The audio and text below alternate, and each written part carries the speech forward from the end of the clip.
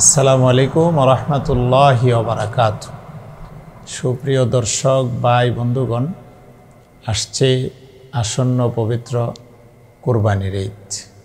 সেই কুরবানির ঈদ উপলক্ষে আমরা অবশ্যই কুরবানির পশু ক্রয় করব। আর কুরবানির পশু ক্রয় করে সেই কুরবানির মাধ্যমেই আমরা সেই মহান ঈদুল আযহা তথা কুরবানির ঈদের আনন্দ উদযাপন করব।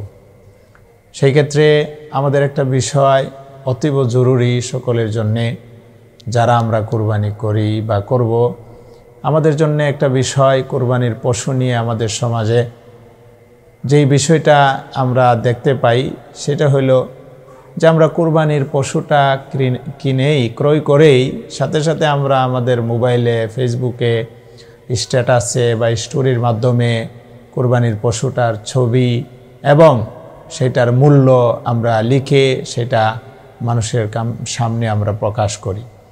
আসলে অনেকে বুঝে বা না বুঝে অনেক ভাইয়েরা এরকম আমরা করে থাকি। এই বিষয়টা নিয়ে আমাদের সকলের জন্য আসলে সতর্ক থাকা দরকার। তার কারণ হলো কুরবানিটা নিতান্তই আল্লাহ পাক রব্বুল আলামিনকে সন্তুষ্ট করা, এবং কুরবানির ক্ষেত্রে সেই কুরবানিটা একমাত্র আল্লাহ তাআলার জন্যে করতে পারাটার মধ্যেই প্রকৃত অর্থে সেই কুরবানির সেই আনন্দটা উদযাপন করা।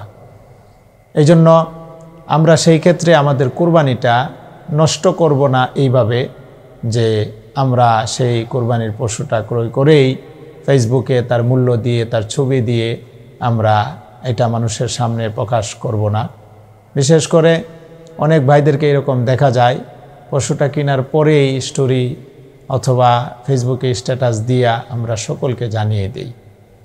এই বিষয়টা আমরা খেয়াল করব যে আমাদের এই কুরবানিটা যেন অন্তত নষ্ট না হয়।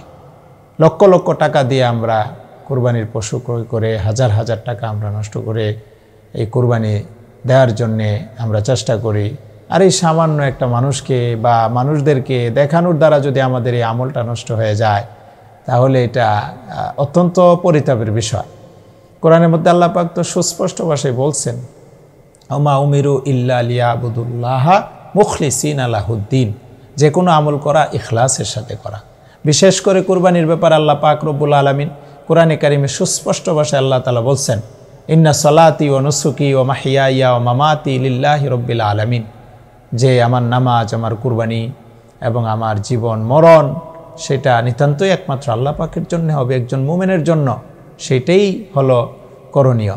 পাশাপাশি সেই কুরবানির ব্যাপার আল্লাহ তাআলা সুস্পষ্ট আয়াতের মধ্যে বলছেন, লা ইয়ানালাল্লাহু লুহুমুহা ওয়ালা দিমাউহা ওয়ালাকিন ইয়ানালুহুত তাকওয়া মিনকুম।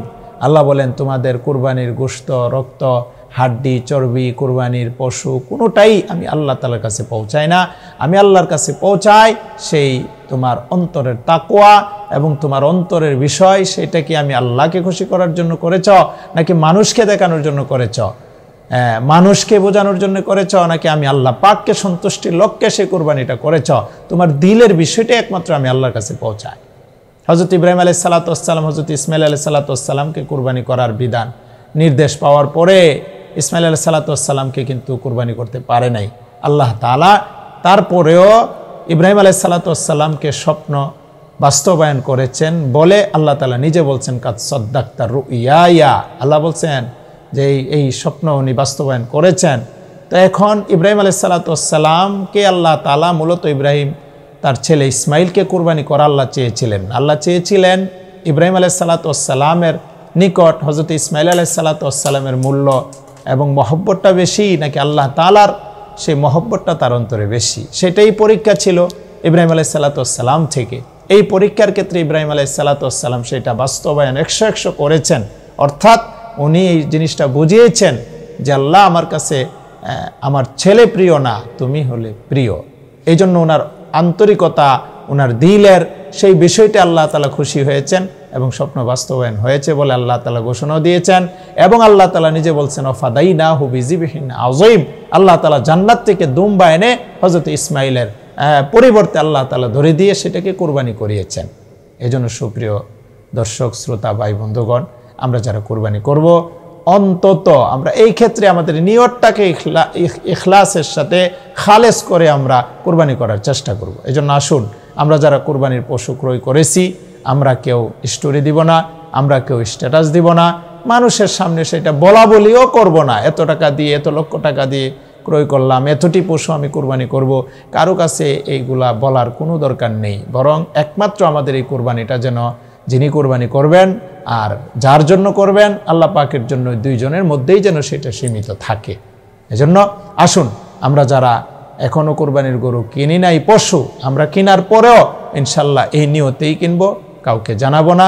এবং স্টোরি, বিশেষ করে ফেসবুকে স্টোরি অথবা স্ট্যাটাস দিয়ে কাউকে আমরা পাবলিকলি মানুষের কাছে সেটা প্রকাশ করতে যাব না।